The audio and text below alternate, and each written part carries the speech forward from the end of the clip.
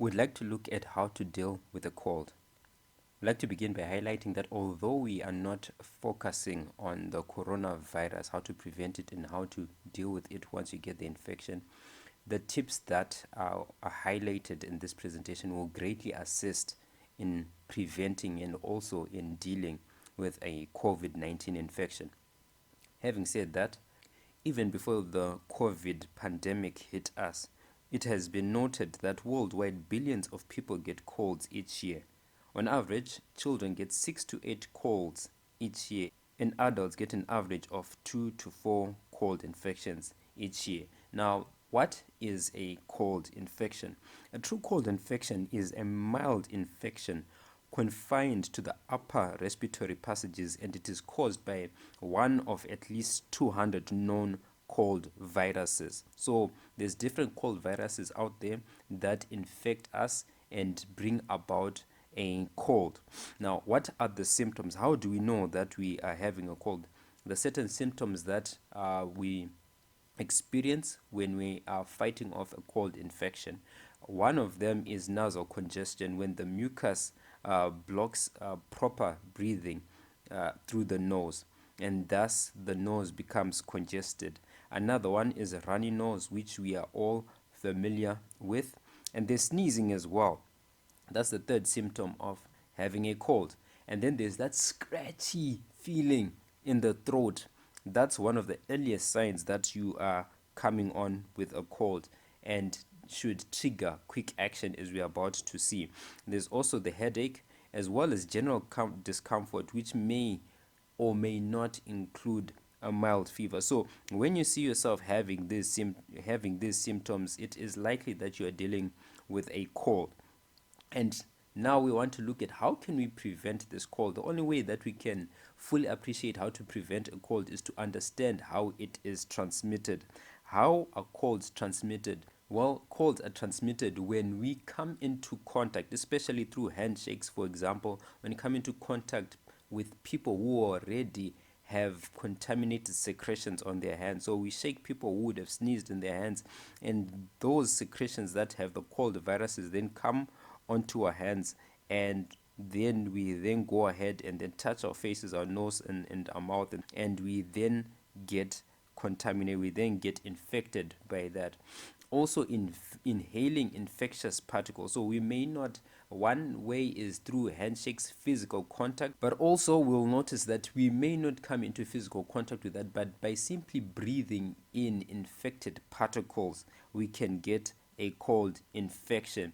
In fact, it is interesting to know that whenever someone sneezes, the particles from that sneeze can travel at an amazing 160 kilometers per hour. And each of those particles, if someone who has a cold sneezes, each of those particles will carry the cold virus with them. And when we inhale that, we are then exposed to infection. So those are some of the ways that colds are transmitted, and we can then understand why and how we are to prevent that. Now, here's some of the 6 ways to prevent a cold infection. Firstly, we need to avoid prolonged exposure to anyone who has a cold. This means that we should keep our distance from them as much as possible. This is where social distancing comes into place. We have to keep our hands away from our eyes, our nose, our mouth as well, especially if we have come into contact with this person. Secondly, we need to sneeze or cough into a paper tissue and throw it away immediately. This means we do not keep our hankies on us or our tissues on us. These things need to be thrown away as soon as we cough or sneeze. Thirdly, we need to clean the environmental surfaces that people often touch. It can be doorknobs, it can be your keyboards, it can be your phone, especially if you share your phone with other people. It needs to be continuously cleaned, because these surfaces may continue to have infected cold viruses on them and can easily be transmitted to us. Next, we need to wash our hands thoroughly, especially before eating, and so excellent hygiene is necessary for keeping away colds. Thirdly, we need to go outside, get some exercise. It's very, very necessary for that. it is not a wise thing to remain indoors when trying to keep away a cold, because when we remain indoors, we are not exercising as we should be, we're not getting the fresh air that we should be getting, we're not getting the sunlight that we should be getting, and these things increase our risk of getting a cold because our immune system would not be functioning as much as we should be. And then the sixth point is we need to make sure that our immune system is in tip top shape by making sure we get adequate rest. 7 to 8 hours for an adult is sufficient, and earlier hours, sleeping, going to bed by 9, 9:30, 10 is a bit on the late side. These things help to maintain our immune system in the best possible shape.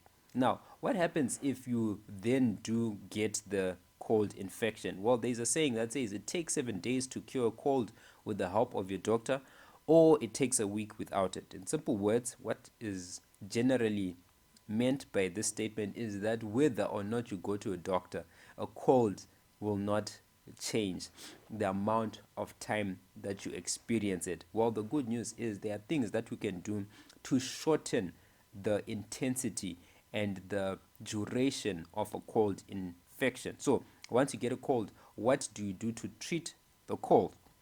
Well, one important step is to drink plenty of water. Plenty water. By that I mean about 8 to 12 glasses, depending on the weather, depending on your body size. But the general idea is to keep your urine pale. Drink enough water to keep your urine pale. The next point we'd like to highlight is it is necessary to be very selective of the things that you eat.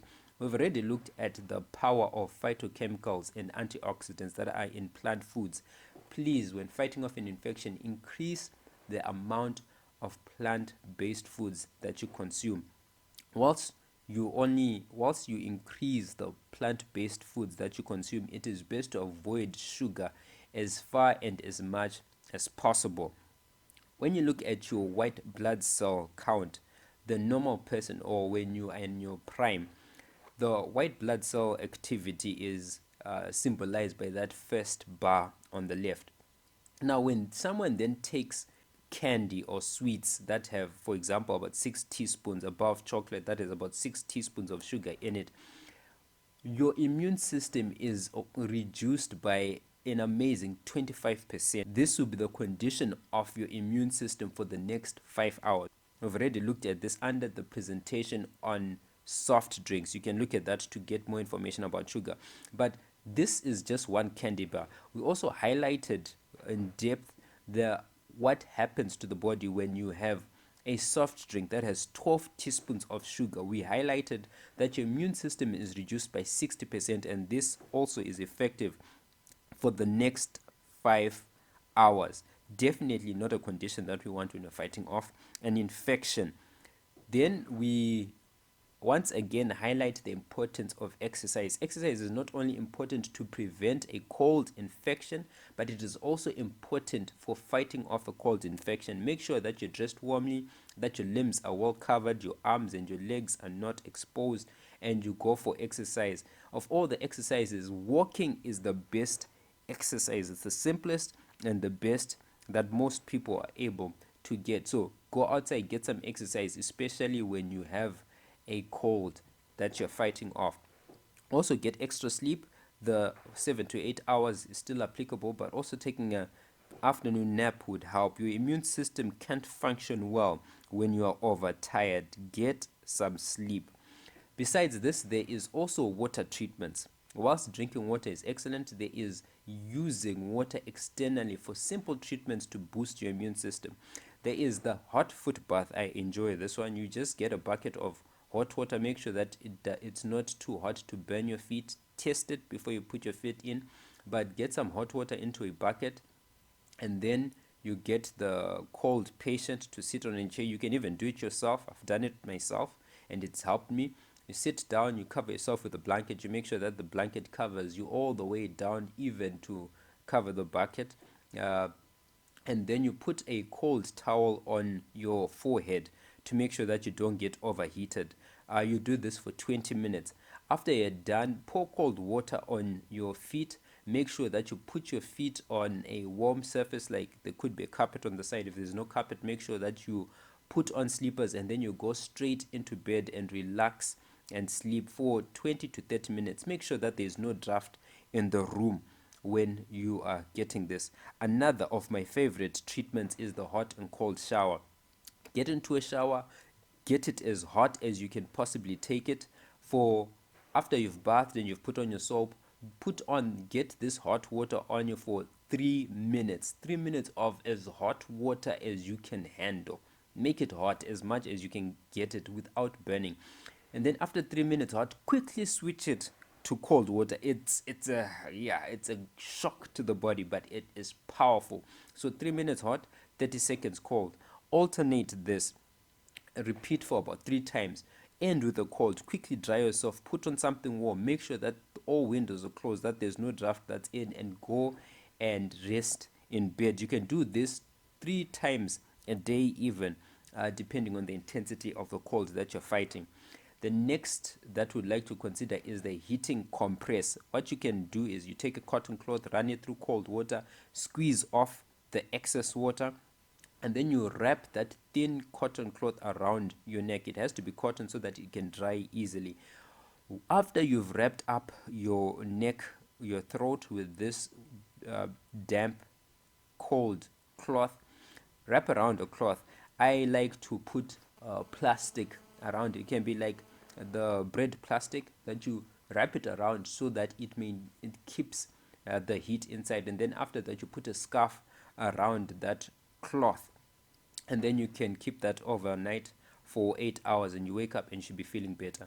Now, if your nose is congested, you can do the cold compress. You put ice cold water or a towel that's ice cold on your nose, and then you put your feet in warm water. It will be on the bucket. You cover yourself, and then you put your feet in the bucket as you are resting. This will help to decongest your nose. These are simple things that God has given us, and that will help us to prevent a cold, and when we do get the cold, to reduce the intensity and the duration of the infection, as well as to ease some of the discomforts such as congestion.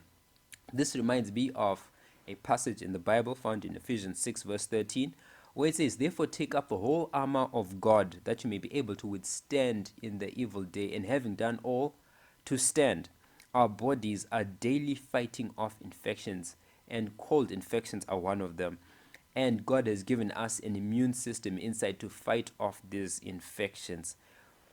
We are to cooperate with God by using these simple remedies to keep away these infections. May the Lord bless you with abundant health. I'd like to recommend the book Ministry of Healing. It's an excellent read for overall health in our body. Please get the Ministry of Healing, read it. Many of the principles we've mentioned are highlighted there. But please also get the book Stronger Than He. Very, very powerful book, which would be of great benefit to you. Read the chapter The Army Within. It talks about how to maintain an excellent immune system in fighting off infections. This is us from Third Angel Media and Pure Light Missions. Our contact details are there. Please follow us on social media to get further updates, further videos that we trust will be a blessing to you physically and spiritually as well. May the good Lord bless you.